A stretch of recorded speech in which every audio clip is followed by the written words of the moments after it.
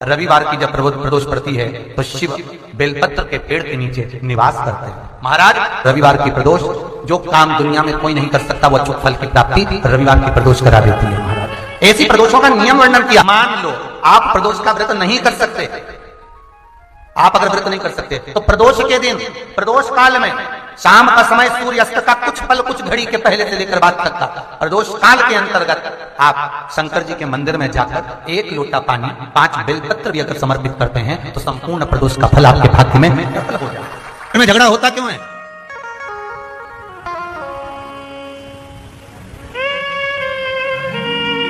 ये बेलपत्री जो होती ना, अपन इसको शिव जी पे कैसे चढ़ाते हैं?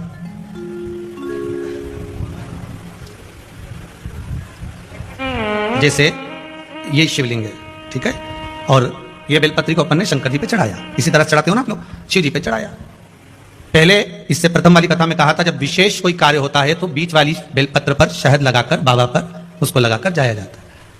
अब जिसके घर में क्लेश ज्यादा होता महाराज, बहुत क्लेश, मतलब कुछ ना कुछ बात पर झगड़ा चल ही रहा हो, क्लेश हो ही रहा, बहुत तकलीफ चल रही, कभी बहू रूठे, कभी सास रूठे, कभी पति रूठे, कभी पत्नी रूठे, जरा जरा सी बात में एक पानी गिर गया उस पर विवाद, बच्चों को कुछ कह दिया उस पर विवाद। तो ये जो बेलपत्री की ये जो भाग होता है, इस बेलपत्री का जो डंडी का जो भाग होता है, इस भाग को बेलपत्री की इस भाग को महाराज ऐसी कैसी बेलपत्र, बस ये भाग को बेलपत्री के वृक्ष के नीचे शहद लगाकर इस पत्ती पर ऐसे ही बेलपत्री की जड़ में उस भाग को लगाकर या रख के आ जाइए। केवल एक ही बार करना, किसी भी प्रदोष पर कर लेना महाराज। फिर एक प्रदोष से दूसरी प्रदोष तक तुम्हारे घर में कभी क्लेश नहीं हो सकता, ये पक्का है, झगड़ा होगा ही नहीं। हाँ वो जानबूझ के झगड़ लो तो बात दूसरी है, किसी और वाला महाराज की बात झूठी करना है तो अपन तो झगड़ो चाहे कुछ भी हो जाए। हाँ भाई कई लोग तो होते हैं विरोध में खड़े होने वाले, तो उनका मन इनने किया अपन को नहीं करना चाहिए, अपन को नहीं करना। तो अब इनका कह दे कि भाई अपन को तो अब घर में झगड़ा ही नहीं हो रहा, तो वो झगड़ा कराने के लिए मन में सोचेंगे अपन तो झगड़ेंगे चाहे कुछ भी हो जाए। होता है कई बार ऐसा मन में भाव जागृत हो जाता है कि भाई देखना पड़ेगा अपन को, प्रैक्टिकल तो करो। पर हम भी कहते हैं प्रैक्टिकल करो और जरूर करो। एक महाराज जी प्रवचन दे रहे थे, प्रवचन में कह रहे थे शराब नहीं पीना चाहिए, मदिरा नहीं पीना चाहिए, ये गंदा नाली का पानी है, क्यों पीते हो, गटर में पड़े मिलोगे, बर्बाद हो जाओगे। वहीं महाराज का पहचान वाला बैठा था, उठकर खड़ा हो गया, ओ महाराज तुम इतनी बड़ी बड़ी बात कह रहे हो, तुम्हारा सगा भाई पी के कटर में पड़ा है, पहले उसको तो ज्ञान दे लो फिर हमको देने ला। महाराज जी चुप रहे, कुछ नहीं बोले। थोड़ी देर बाद बोले भैया देखो मैं भी प्रवचन कर रहा हूं, मेरा भाई भी प्रवचन कर रहा है, बस अंतर इतना है मैं मुंह से समझा रहा हूं, मेरा भाई प्रैक्टिकल करके दिखा रहा है। तुम जैसे समझना चाहो समझ जाइए, समझना आपको है, आप कैसे समझोगे ये आपके ऊपर है।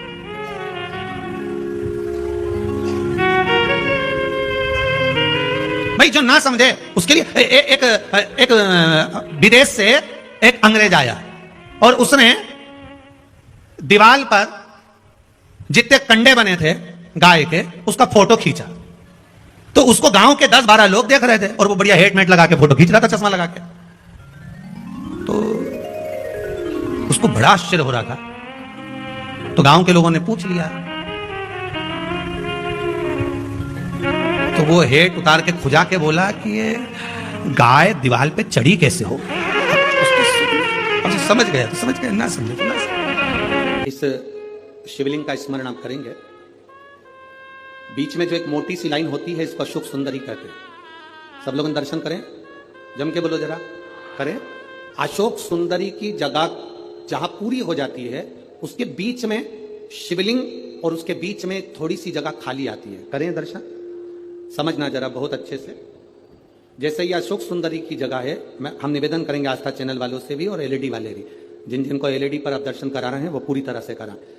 गणेश जी का स्थान, षडानंद कार्तिकेय का स्थान, अशोक सुंदरी का स्थान, बीच में अशोक सुंदरी का जो स्थान पूरा हो जाता है वहां से लेकर शिवलिंग के बीच में खाली जगह आती है, करें दर्शन आप लोगों ने, खाली जगह आती है।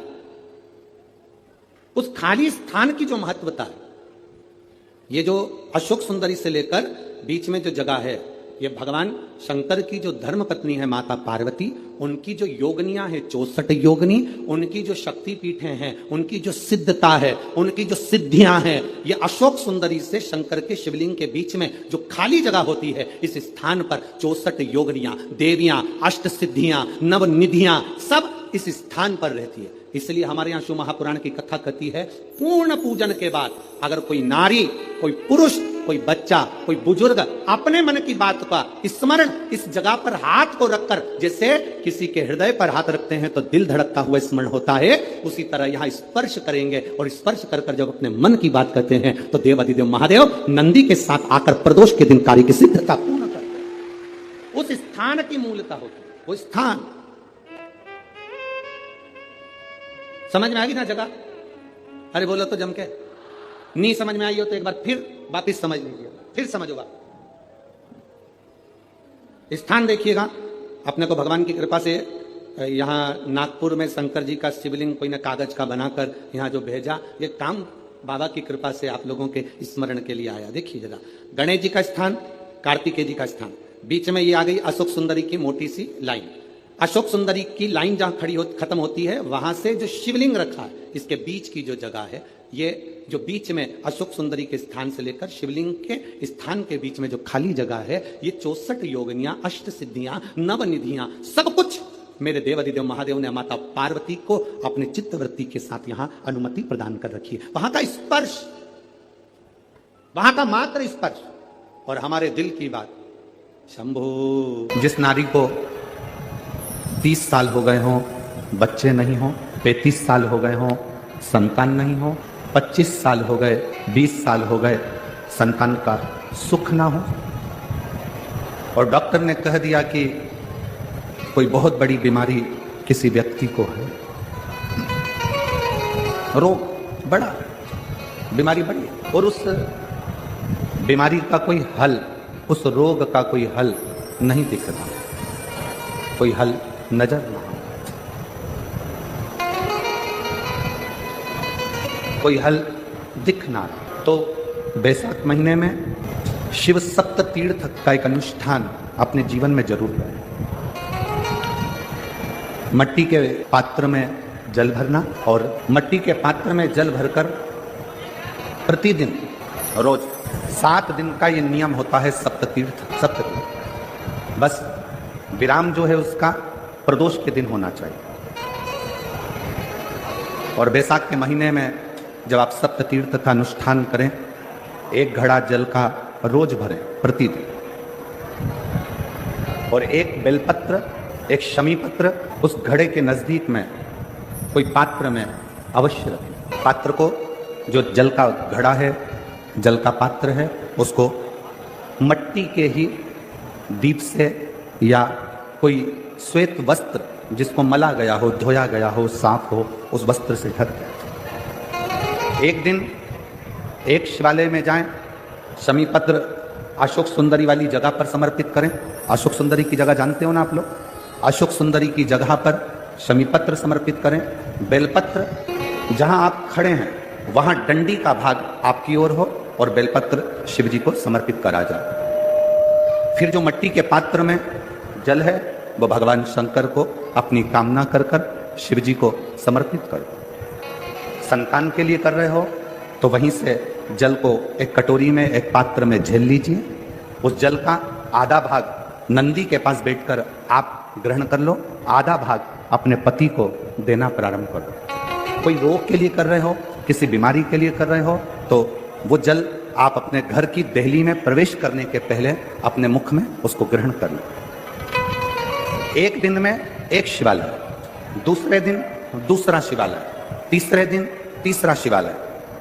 अगर अपने नगर में, अपने गांव में, अपने क्षेत्र में 7 शंकर के मंदिर नहीं हो, यदि अपने गांव में, अपने नगर में, अपने क्षेत्र में 7 शंकर के शिवालय नहीं हो, तो मिट्टी का शिवलिंग बनाकर उस पे चढ़ाओ, पर रोज एक शिवालय अलग होना चाहिए प्रतिदिन। प्रदोष के दिन जब आप इस सप्ततीर्थ का विराम करेंगे, उस समय पर जल, जब प्रदोष काल आए, प्रदोष काल का जब समय हो जल चढ़ाओ सुबह, और प्रदोष काल का जब समय हो उस जल का पान उस प्रदोष काल में कर लेना। प्रदोष को, जो प्रदोष काल में उस जल को शंकर का पंचाक्षर मंत्र नमः शिवाय, षडाक्षर मंत्र ओम नमः शिवाय या श्री शिवाय नमस्तुभ्यम बोलकर प्रदोष काल में उस जल का पान करें। बाबा को प्रार्थना करें, शिव से विनय करें। ये नियम केवल बैसाख के महीने में होता है, इसको बाकी के महीने में नहीं किया जाता है, इसको बाकी के महीने में नहीं करते, केवल बैसाख।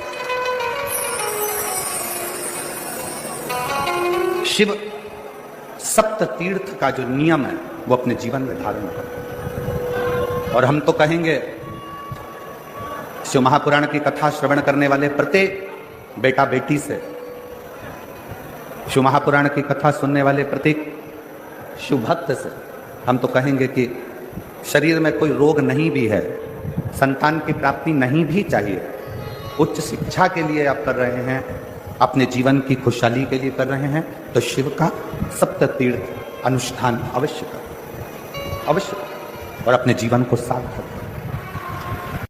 शंकर भगवान को धतूरा कब चढ़ाना चाहिए उसका विशेष ध्यान रखें। जैसे शिवरात्रि है, प्रदोष है, या सोमवार है, या कोई विशेष आपका उत्सव है, तो आप शिव जी को धतूरा चढ़ा सकते हैं। या विशेष कोई बीमारी ऐसी लग गई है, या विशेष कोई तकलीफ ऐसी हो गई है जिसका निवारण नहीं हो रहा, तो आप धतूरा चढ़ा सकते हैं। धतूरा चढ़ाने का भी एक क्रम है।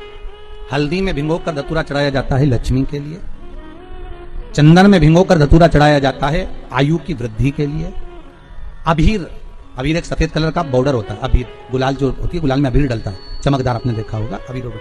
तो अबीर में धतूरा जो डुबोकर चढ़ाया जाता है, अबीर को लगाकर चढ़ाया जाता है, वो रोग मुक्ति का होता है। काय के लिए होता है वो? रोग मुक्ति, रोग की मुक्ति। धतूरे का भी एक स्मरण होता है महाराज।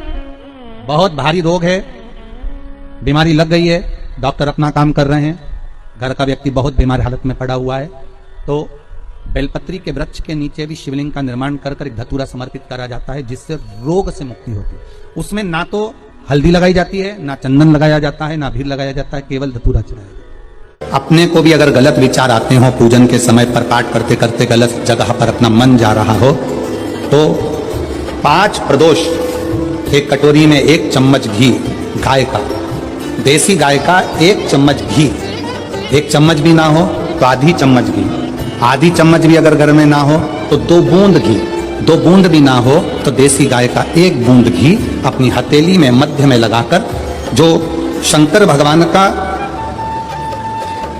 भगवान शिव जी का जो शिवलिंग होता है, उस शिवलिंग के ऊपर के भाग पर अपनी हथेली को रखकर, और जो अशोक सुंदरी वाली जगह है उस जगह पर अपनी हथेली का घर्षण करना चाहिए। लगभग 5 प्रदोष अगर आपने कर लिया तो निश्चित है आपकी बुद्धि में कभी गलत विचार पूजन करते समय आएगा ही नहीं, और गलत दृष्टि की ओर जाओ।